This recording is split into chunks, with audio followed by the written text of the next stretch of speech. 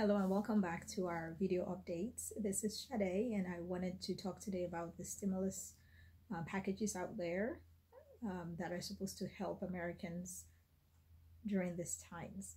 I've been asked to go over the stimulus package that was just passed by Congress on March 24th, but I would like to go over the previous ones really quickly so that you see an overview of where we are and where we're headed. So the very first stimulus package was passed on March 3rd, and it was for about $8.3 billion. And that particular one was for healthcare services and for testing. And some of it was also to go to small business subsidies. That's the phase one stimulus program. The second stimulus package that was put together on March 18th because everything was changing so rapidly. And that second one was for about $100 billion, and it was to go for tax credits for those employers that were providing paid sick leave to their employees, and also to help with unemployment benefits as well as food assistance programs. Then we had the huge one that happened just last Friday, March 24th, which was for $2 trillion, which is a humongous amount of money. I don't have a concept of what $2 trillion really is, but it's a lot of zeros. That's all I know. And it was put together just on the 24th because of all that we've seen over the last few weeks, and that we've seen that the problem is just getting bigger and bigger, and the economy is starting to be very unstable. And the bailouts under that stimulus package, which is the largest one that the nation has ever seen, they're supposed to help 5 categories. The first category of bailouts is in the form of checks to households like yours and mine, and it's actually going to come from IRS, and they're supposed to be issuing them starting April 15th, I believe. And it's estimated that most people will be getting about $1,200 a month, and this would probably cover us for about 2 months, and then at that time Congress will have to regroup, reconsider, and see how well this particular stimulus package is working, and then they'll make adjustments and probably release a phase 4 stimulus package at that point. So it's possible that, and I think it's more than likely, that they'll continue to provide these stimulus checks to households to help cover the gap left by the inability to work, or by the health crisis itself being affected directly by the outbreak. There's a small portion of that, 30% of the $2 trillion that goes towards the households.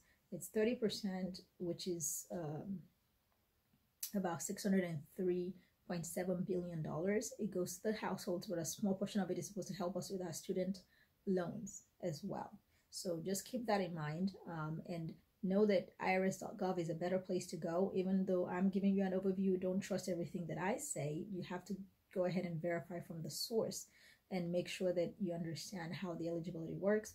I believe that most people will be getting them, if not everyone, and it's going to be inversely related to your level of income, so that if you make a lot of money, then most likely your stimulus check is going to be smaller. That's what I've seen. Okay, that's what I'm thinking they're doing, and it's based off of your last federal income tax return that you filed. Then the second category is for the airlines and the other distressed industries, like I said. So they're large corporations, and they're getting 25% of that $2 trillion. And 25% is about, it's $500 billion. And they're getting that to help them with the wages and salaries, to help them with the contractors, the vendors, and anything to do with the national security as well that affects national security is important. So all of that money goes to bail them out in that way. The third category is for the small businesses in the form of loans and grants, and the small businesses get 19%, which is $377 billion, and that would help to hopefully keep us afloat in the meantime. And in order to be able to see how that affects you, you go to the Small Business Administration and similar similar agencies, and see what is available and how to apply for this stimulus as it affects you. Okay, the fourth category is the state and local governments, and they definitely need it because you know that states like New York and New Jersey have been hit really hard by this crisis because of the dense population in those areas.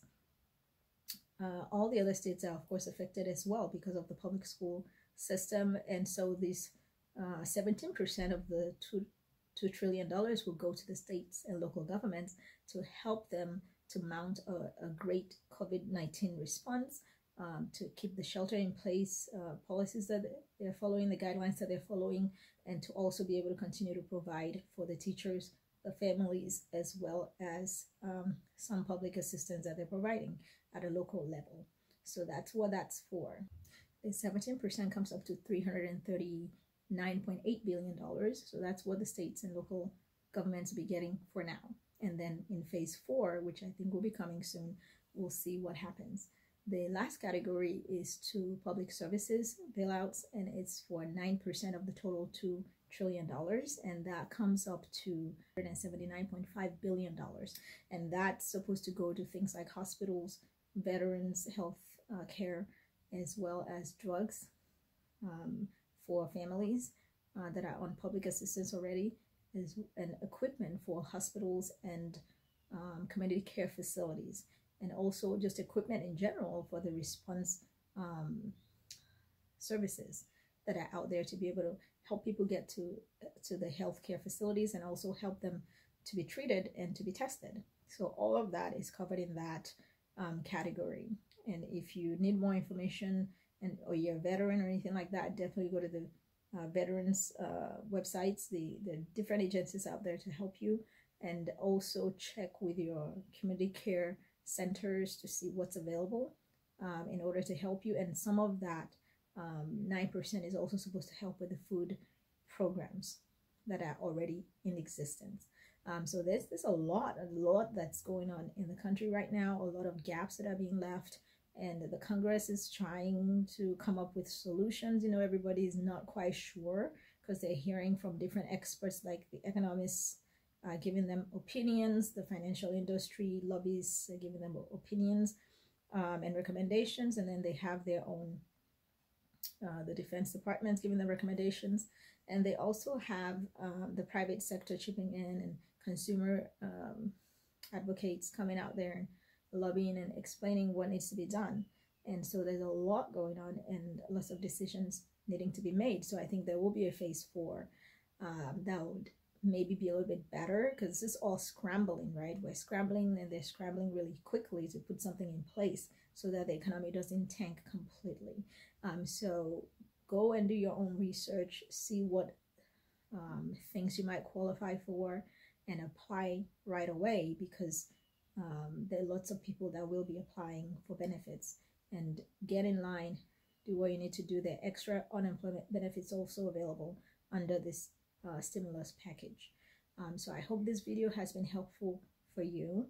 If you have specific questions that you think you'd like me to cover in these videos, then drop a comment below and I will consider covering them. I'll definitely research them if I don't know anything about the topic, because I also like to learn along with you.